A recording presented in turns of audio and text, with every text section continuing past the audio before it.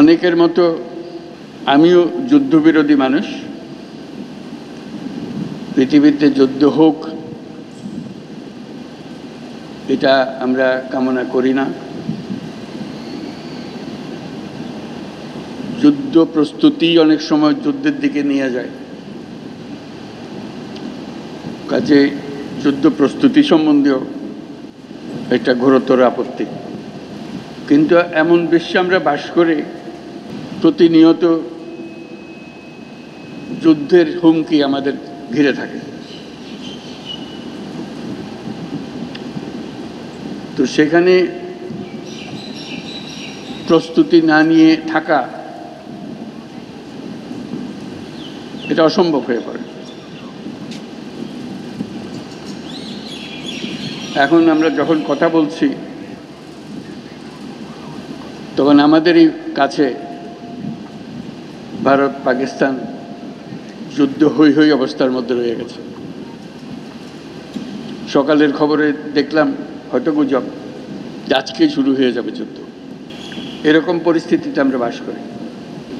তো কাজেই এই পরিস্থিতির মধ্যে প্রস্তুতি না নেওয়াটা আত্মঘাতী,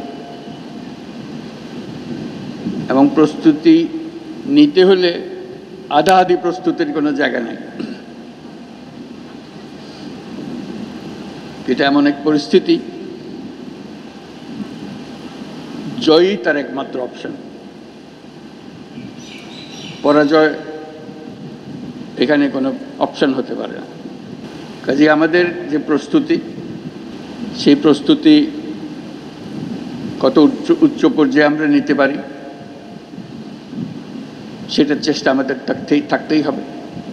কিন্তু আজকাল যুদ্ধ এত ব্যয়বহুল একটা ব্যাপার,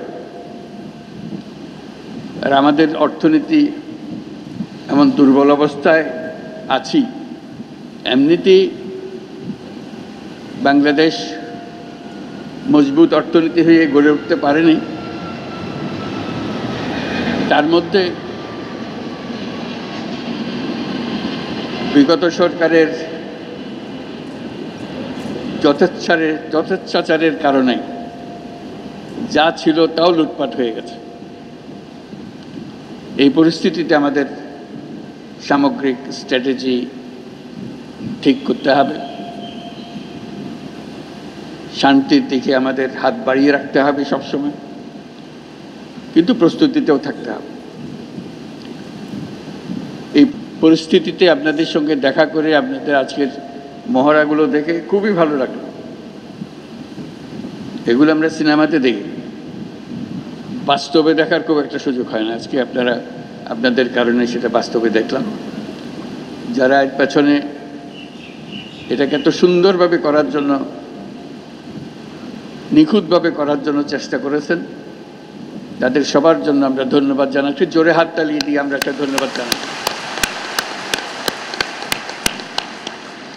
এতে আমাদের সাহস বাড়ে, শুধু যুদ্ধের সাহস না, এটা তো সাহস বটেই, যে আমাদেরই ছেলে মেয়েরা এরকম দুর্দান্তভাবে প্রস্তুতি নিতে পারে, কঠিন সমস্যার মোকাবেলা করতে পারে, এটা দেখে বুক ভরে যায়।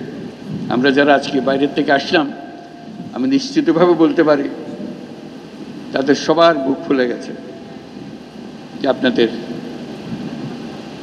কৃতিত্ব দেখে, আপনাদের নিখুঁত ম্যানুভারিং দেখে।